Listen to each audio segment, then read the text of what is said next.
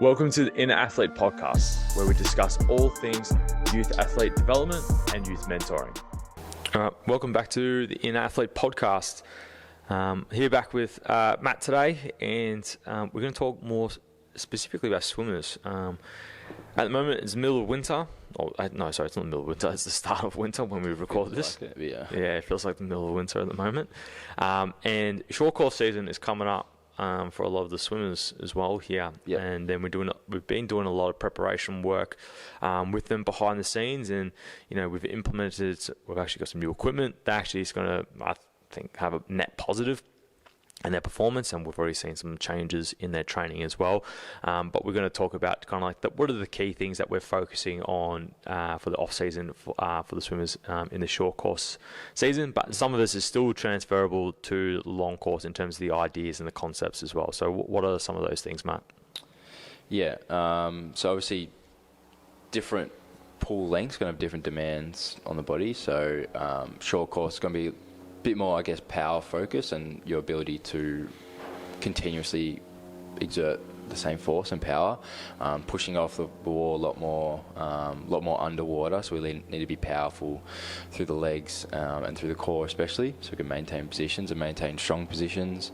But yeah, we also need to, just like in any sport sense, in this off season, one, focusing on that power and repeat power, like I just said, but also just coming back into redeveloping the muscular endurance and the muscular conditioning that may have been lost as we sort of peaked up towards the end of or for nationals or states at the end of the long course season. So just getting back into a more generic training base with a different sort of focus. Like I said, it's still transferable, it's still swimming at the end of the day, still the same strokes, just in a different size pool. Yeah, different focus at the moment. Cool. Yeah, and one of those focuses for the training base is generating or creating high variety in movements. So we tend to go more non-specific, but focusing more so on the lower half and core. As Matt mentioned before, more time underwater, almost double the amount of turns. And then as a result that you're pushing off the wall a lot more, you're doing the dolphin kick a lot more. I think you can spend, some of them said you can spend up to like 50% of your time underwater. Yeah, you can spend 15 metres, so in a 25 metre pool, that's half the pool. So half the race is pretty much over half. Yeah. Yeah, if you're efficient and good at the time underwater as well. You can definitely gain a big advantage in that aspect. Because, obviously we're the quickest when we're under the water or just under the water. There's no real surface resistance as we're coming in and out surfacing. So we can be as quick as we can be underwater. So we want to be as strong and powerful there. Yeah. So I guess as we're going through this phase, by the time of recording, they're probably going to start transitioning out into it more strength and power. But the muscular endurance side and the work capacity. So what we've done with a lot of the athletes is keep the repetitions relatively high, to 12 to 15 for more of their larger compound movements. Some of their accessory-based stuff, we keep it probably in the sets of 20. Mm-hmm. Most of the athletes here, we've kind of pushed them into doing 2 high-quality sets, more so. Because their volume in the pool has also increased as well. Yep. So we're cognizant of all these factors. Then they're going through a high stress period because exams are coming up as well for them. Yep. Or the GAT for the year 12s, unfortunately. Yep. So we want to make sure that we're not overloading them too soon, and we kind of from a training perspective, building that base so they can better tolerate training. So training to train in that sense. Then as we get closer and closer, we'll be focusing more on the strength and power, but still not neglecting the endurance side as well for the athlete. And by short course, it's more focusing on the peaking perspective. Yeah, and like you said, we're taking into account all forms of training. So obviously their swim training in the pool, but also they might be playing another sport as well. And again, they might be coming into finals if they're playing netball or basketball or someone playing football for school as well. So all these different sports and factors are coming into play. So now is the time where we're able to, I guess, tinker with their training, their diet, their preparation for training. So we might try a new approach that we want to try for, say, competition day to a training day to, I don't know, for one of our athletes, she had half a Snickers bar before her training, and all of a sudden she's, swimming out of the water. So finding little approaches like that by accident, or whether it be, by accident or on purpose. Trial and error. Yeah, now's the time to really play around with that. You know, if we're getting into states and nationals, I wouldn't recommend trying something new for the first time there. Sort of stick to what you already know, what already works. So now's the time to really, like you said, trial and error. See if we can find something new that's going to just reignite, even if it just reignites your joy for training, or, you know, if you have a muse, and it might be a Snickers bar or a chocolate bar or something like that. Having that for training, it might excite you, or might look forward to it after training or something like that. Yeah. Then some of the big things we're doing at the moment is the core work at the moment. So because they're doing almost double the amount of turns do become quite critical. Yep. So the idea is we want to try and get them a lot more tighter and have more control. So obviously you got to fold yourself up into a ball to some degree, then you got to rotate at the same time, then you've got to launch yourself up off the wall. So from the core perspective, we have like a progressive series that we've been focusing on for them. They'll do like a dead bug with the kettlebell, then they'll do like a dead bug to a reverse curl, and then they're doing basically a bench incline reverse curl. Yep. At the moment, well, some of them are, and then the idea is to get the rest of them to progress to that point as well. And the idea is to get it controlled and tight. Then the next phase is to incorporate some sort of rotation as well. So we've got some, they're called What's the Strap, some fancy straps from the US, and then we can actually train rotation, and then we can train rotation more in like a squatted position as if they were in that turn. Now, I know we've discussed sport specificity, but look, if you can put them in the position and they can increase their capacity to do it and it works, I'm like, go ahead, do it. Some people are against it based on, there's no such thing as sport specificity. But I think to some degree you can actually train it in more of a controlled fashion, then integrate it into the actual pool, get the feedback from the athlete, and if it works, it works. If it doesn't, okay, you can move on from that as well. Yeah, and hopping on that point, we just had a conversation before about one of the athletes here, in terms of Olympic lifting, like from a Olympic lifting standpoint, if they're going to be on stage and competing, we might not be perfect form there or whatnot. Obviously, we're trying to be lifting safe and everything like that, but I guess our focus is more on their not rigidity, but like their ability to generate power in a small window of time, but also be efficient as well in their movement. So because at the moment we've been focusing on snatches with a lot of the swimmers. The thing I like about the snatch, it actually forces them to better utilize their legs and get them into a better position to generate power as well. Now for swimming, main times you're really generating power off the wall is, well, in swimming, is the block start, number one. Number two is the turns. For a snatch. But also a lot of people don't realize with the snatch is you're trying to raise your torso out of the water. So you think of the event of the butterfly, you got to raise your torso out of the water into that overhead position, and you got to turn your arms over as well. So same thing in the snatch. It's not sport specific, but we are teaching them that power generating capacity, keeping their upper body rigid as their lower body does a lot more of the work, because our lower body has more muscle mass. It's a lot more efficient than trying to power purely through our arms as well, and it teaches us that coordination, synchronization.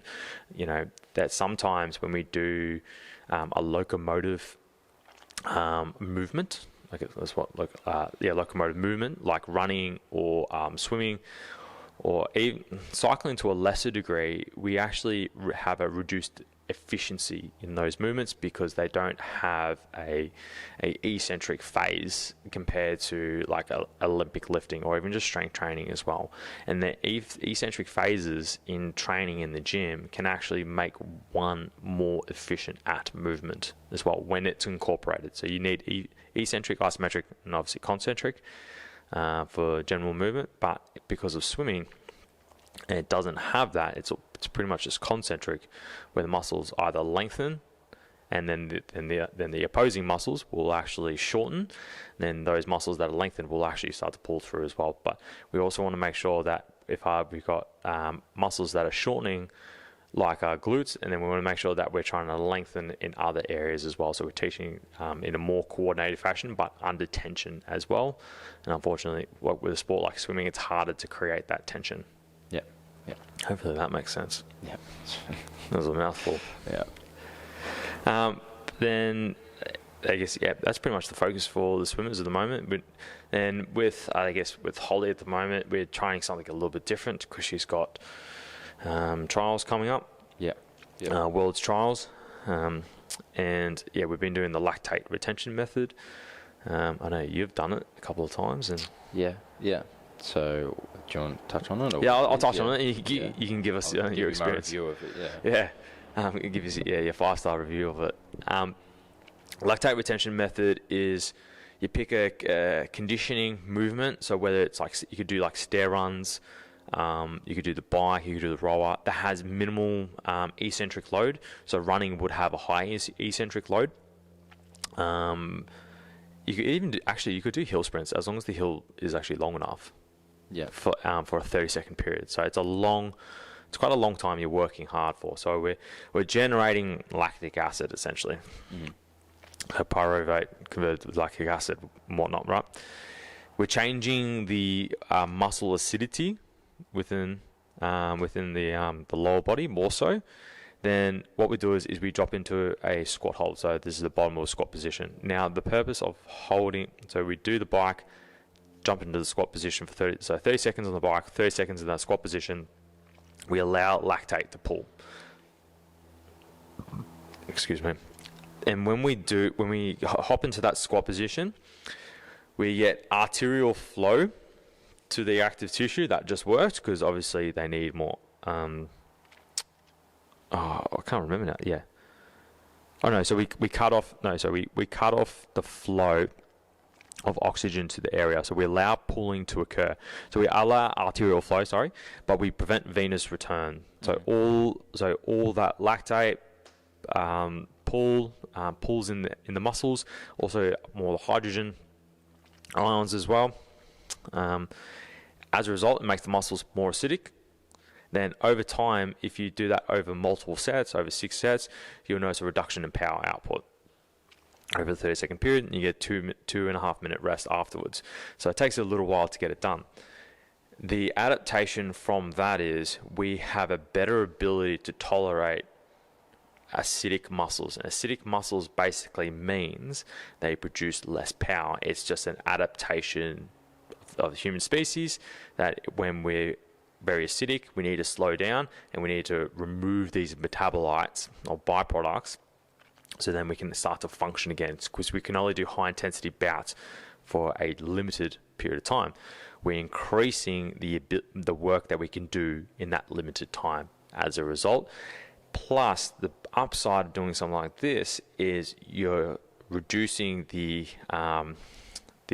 overall load that you're exposing the athlete to. And I think that's probably the biggest upside, is you can do this in a very concentrated period of time and get a high adaptation from it.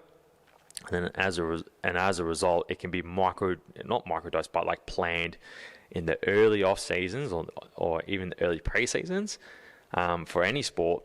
We've just done it for swimming because for Holly, she feels like her legs, that's been her issue. So we're trying to address that specifically. Then as a result, we should see an upside in terms of her legs recovering quite well, or she can be more consistent, and she wants to transition to 200 free. Now, obviously, there's a lot more kicking in 200 free. So we want to make sure that she can better tolerate the high intensity for a longer period of time. So I guess at least, from Holly's perspective, so the athlete that we're working on it with, she doesn't enjoy it, but appreciates where it's going to help her. I would say that.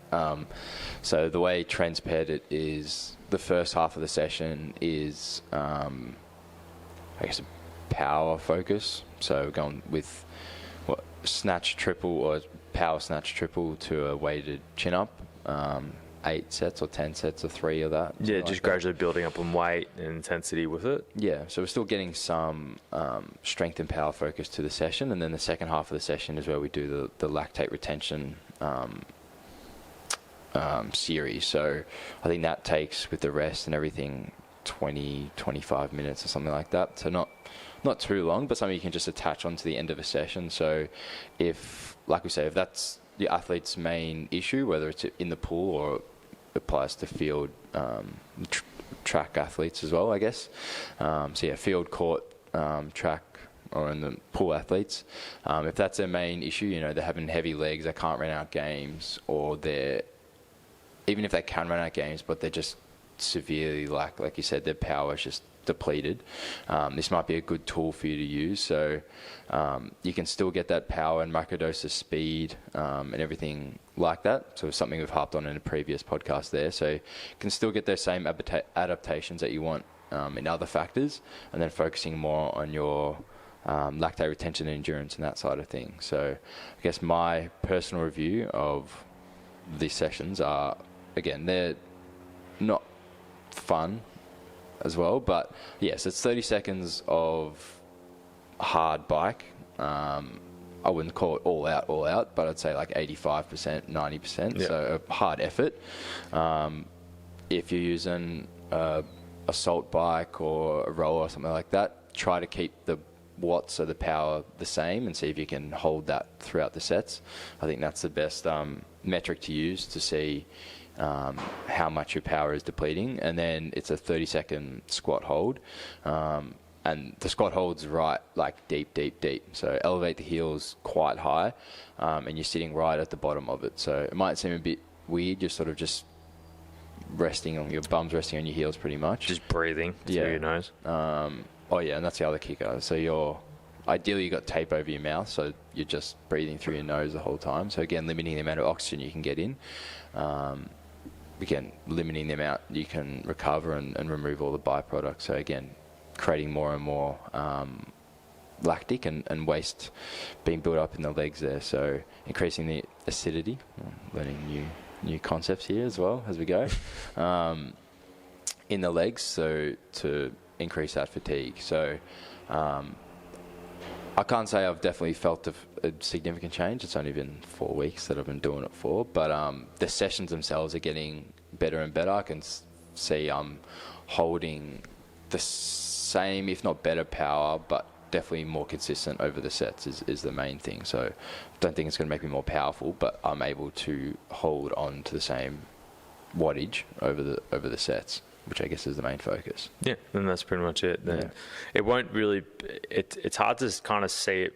I know if you see it happen in training, obviously you want it to transfer in the gym here. Then you obviously want to see it transfer into your sport. And now it's hard. It's hard to really measure that perspective. But say, for example, if your legs are feeling fresher and you're still doing the same intense efforts at training, and you feel better, that's actually a net positive. Yeah, like you said, that's the main thing. If from Monday to Saturday with their swim training, if they're able to perform the same Monday to Saturday, that's the win. It's not like, okay, in this 200 meter swim, I'm all of a sudden 5 seconds quicker because my legs aren't getting tired anymore. That's not necessarily the purpose or the intent. I mean, if that happens, that's great, but our focus is the repeat effort. So if we're able to perform better and train better for their 7-8 sessions in a week, that's going to have a better effect over the whole year versus just looking at one acute race or swim or 200 meter swim, which will take them 2-3 minutes or something like that. So yeah, I think it's just a better tolerate training load intensities as it starts to get harder, and that's why we've implemented more in the off season for her. As a result. Cool. Yeah. We'll wrap it up there. Yeah, nothing more from me. Done. I got nothing else. If you like this episode, please like, subscribe, share it with friends. It really does help us. Like I said on every podcast, it really helps us to spread the message of what we're trying to do is improve, I guess, the knowledge, the experience, and the quality of youth athlete development in our pocket, and then we were trying to spread that out to others. I think we have an opportunity. We see the industry growing even more with youth athlete development and youth strength and conditioning. But we need to make sure that there's good knowledge and there's ways that parents are more empowered and have resources available, because unfortunately there is a lot of information out there, but we want to make sure that we share what we know from experience, what we know from our knowledge, and what we've done with working with hundreds of members here, and seeing the positive outcomes of it as well. So I think we embody and we say what we do and do what we say in the sense. So until next time, see you on the next one. Catch up. You have just listened to the Inner Athlete podcast. Be sure to subscribe to stay up to date with the release of weekly episodes. Be sure to follow us on Facebook and Instagram to get great tips on all things youth athlete development and youth mentoring.